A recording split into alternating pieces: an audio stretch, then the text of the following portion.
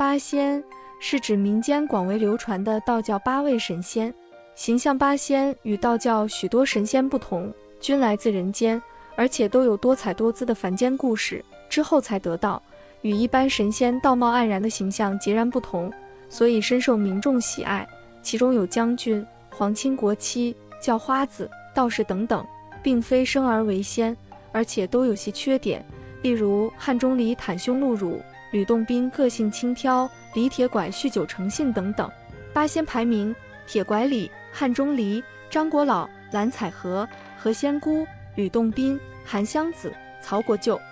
第一位神仙就是铁拐李，又称李铁拐、李宁阳、李洪水、李玄，是民间及道教中的八仙之首，相传名为李宁阳或李洪水，或名李玄，字管，字号李孔目，生卒年约公元前418至326年多。被认同的说法是将军李家坝人，因为李家坝早期仍然有相关遗迹，政府目前正在原来的遗迹九本丘筹建八仙院，但人们普遍接受的形象是他脸色黝黑，头发蓬松，头戴金箍，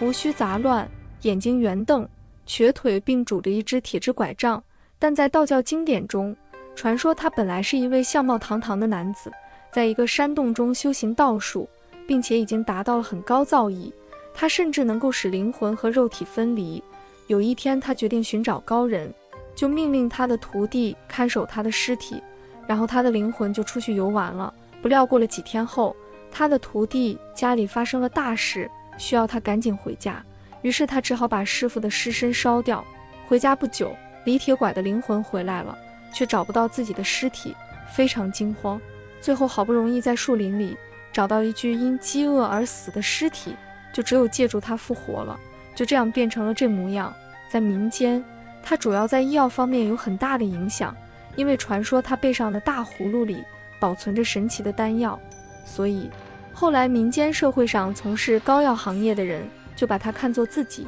的祖师。第二位神仙是汉钟离，又名钟离权，姓钟离，生卒年月公元168农历7月27日，东汉魏晋时期人物，民间及道教中的神仙，天下道教主流，全真道祖师，名全，字云坊，一字继道，号正阳子，又号河谷子，汉咸阳人，因为原姓为东汉大将，故又被称作汉钟离。少功文学，游习草圣，身长8尺，官至大将军，后因兵败入来，隐于晋州羊角山，道成数双一壶叶，自称天下都散，汉钟离权。全真道尊他为正阳祖师，后列为全真北宗第2祖，亦为道教中的八仙之一。他受铁拐李点化上山学道，下山后又飞剑斩虎，点金击中，最后与兄简同日上天，渡吕纯阳而去。元世祖尊其为正阳开悟传道真君，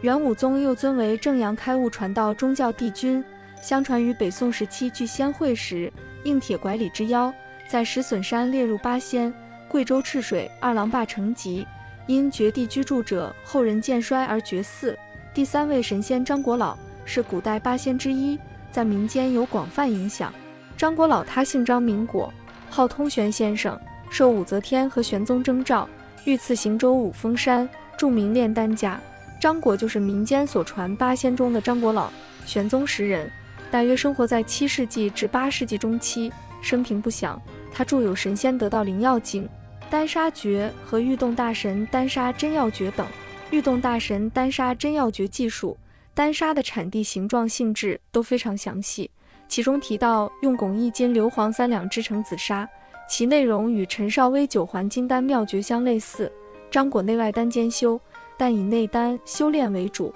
他分内丹为3品，以9转大还丹为上品，并且总结出9转大还丹有9要，依此而行，可以得道。此说与司马承祯的作望相通。此外，他提出性命双修，被认为是宋元内丹学的先驱。第4位是吕洞宾，道教主流全真派祖师，名言字洞宾，道号纯阳子，自称回道人，河东蒲州河中府人。吕洞宾是道教中的大宗师。目前道教全真派北派、南派、东派、西派，还有隐于民间的道门脚拜别传，皆自谓源于吕祖，原为儒生。40岁遇正火龙真人传剑术，64岁遇钟离权传丹法。道成之后，普度众生，世间多有传说，被尊为剑祖剑仙。华轩居士据全真全义记载于北宋期间，因八仙之首铁拐李妖在著名仙院石笋山聚会时列入八仙之列。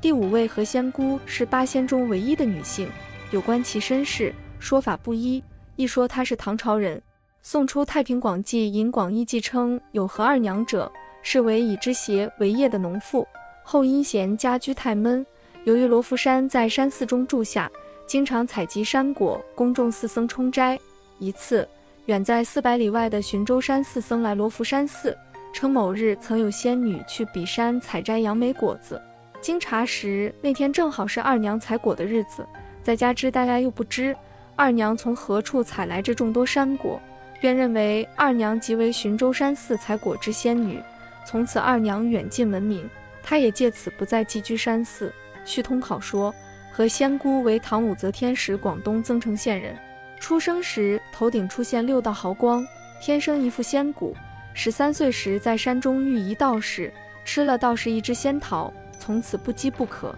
身轻如飞病，可预见人生祸福。后来他应召进京，途中离去。一说他是宋朝人，宋代的一些文人笔记多称他为北宋永州人，又称他又遇一人得使仙桃成仙，有称他放牧于郊野，遇一人送仙枣食后而成仙。宋人笔记中还记载了何仙姑一些为人占卜修旧、预测祸福的事迹。一时士大夫及好奇者争先前往彼处占卜。第6位神仙蓝采和，真实姓名不详，或名许节，字伯通公园，是民间及道教中的八仙之一，唐朝人，在淮南道亳州钟离濠梁之上得道成仙，出生于唐河古镇石龙门。陆游在《南唐书》中说他是唐末义士。元代杂剧蓝采和说他姓许名节，蓝采和是他的乐名。他常穿破蓝衫，一脚穿靴，一脚显露，手持大拍板，